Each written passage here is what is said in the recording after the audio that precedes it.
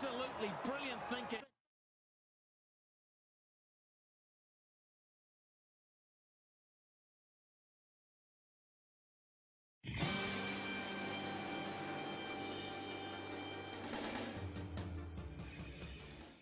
This is a catching demonstration given by Michael the teacher to Jerome the learner.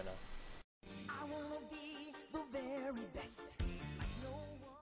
This is a basic catching drill that allows the learner to get accustomed to the wicket-keeping gloves and to get a feel for the ball. Whatever was, to catch them is my real test.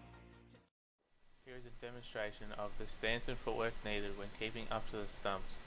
We sped it up so we could save time.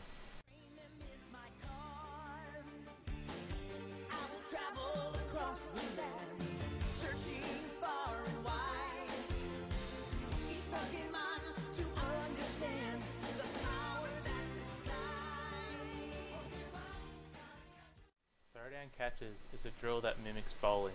This drill helps the keeper get their head and hands in the right position.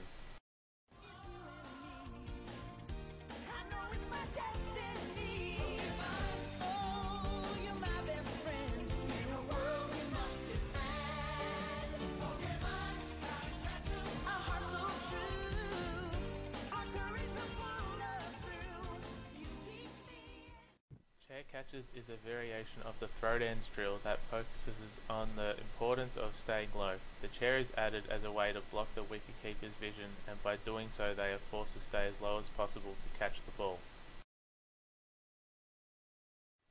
We finish with throwdown catches each week for repetition, as it involves the whole skill in one drill.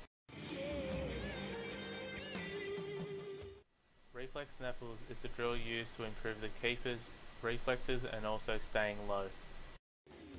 Every challenge along the way, with courage I will face. I will battle every day to claim my rightful place. Come with me, the time is right. There's no better team. Arm in arm, we'll win the fight. It's always been our dream. It's you and me. I know it's my destiny. Oh, you're my best friend. In a world we must defend. Our hearts so true. Our courage will pull us through. You teach me and I'll teach you. Gotta catch 'em all. Gotta catch 'em all.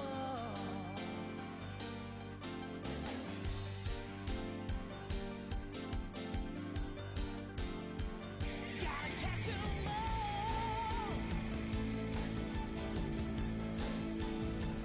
Gotta catch 'em all. Yeah. Shadow batting is the closest drill to an in-game scenario, which is why it was used as the retention test.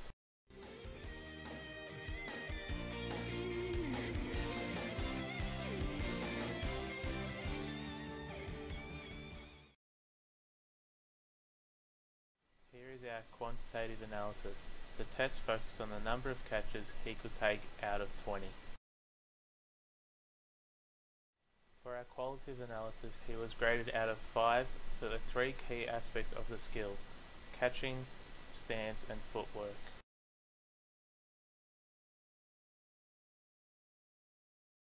As the learner, I feel that the skills training project was a successful experience which can be extenuated by the positive improvements that I showed between the pre and post tests.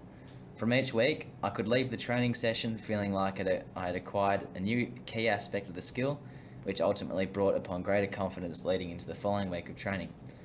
Before the 5-week training program had begun, I was feeling slightly confident in my ability to pick up the new skill of wicket keeping because of my background in baseball, which included a positive transfer of hand-eye coordination, and a baseball has similar dimensions and weight to that of a cricket ball.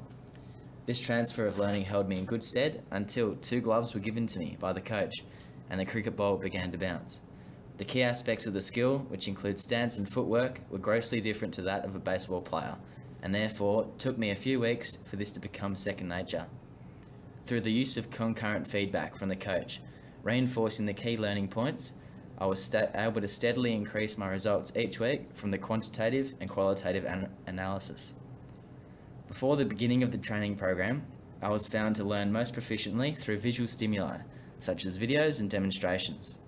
From watching some vision of a professional wicket-keeper, Adam Gilchrist, I felt I struggled to understand the most important aspect of the skill, this being stance and footwork. It was hard to grasp the specific details of the footwork and stance involved. For example, how far back the wicketkeeper stands, foot placement, before crouching. It was more effective for the coach to inform me through an auditory mean, and this proved to be the most effective when attempting to successfully catch the ball with proper stance and footwork behind the stumps. Due to the inability for the learner and coach to meet more than one day a week with the required facilities, a mass scheduled practice was adhered to. This may have been a detriment to my ongoing skill development, as it is known that distributed practice scheduling has far greater results for ongoing learning of a skill. As learning is characterised by a fairly permanent change in behaviour, I believe the skills training project was an overall success due to my strong development of the skill of wicket keeping from the first week of training to the last. After completing the 5-week training program, I've conjured up a strong sense of urgency to test myself in a competitive game of cricket and reach that long-term goal I set myself prior to commencing the training. As the teacher in this assignment, I thought what we achieved overall was very successful despite not everything going to plan. As we can see from the results and retention test, Jerome learnt the skill very well, as there was a steady increase in all weeks for his qualitative and quantitative analyses. As Jerome mentioned in his reflection, we focus on mass practice, meeting for only one session a week. Because of this, I noticed that at the start of each session there was a decline in performance of the skill from the previous week, but throughout the session he improved, which again shows in his results. Most of the drills that I had scheduled worked out well, but others didn't.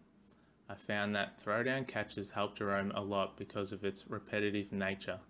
It allowed him to practice the whole skill at once, so it had the greatest impact on his improvements.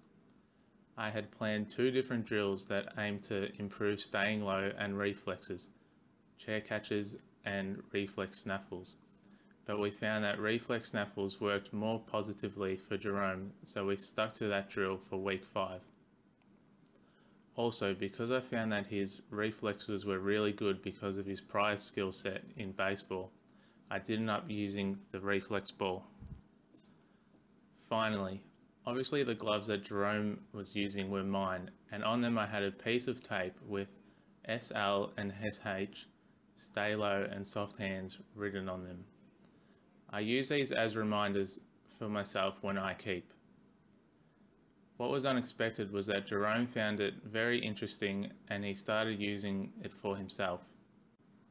Despite him being a visual learner, he found these cues very useful, which in turn led to his improvements in performance. Despite not everything going to plan, I was able to improvise different ways to teach Jerome, and because of this we had a very successful project which I really enjoyed.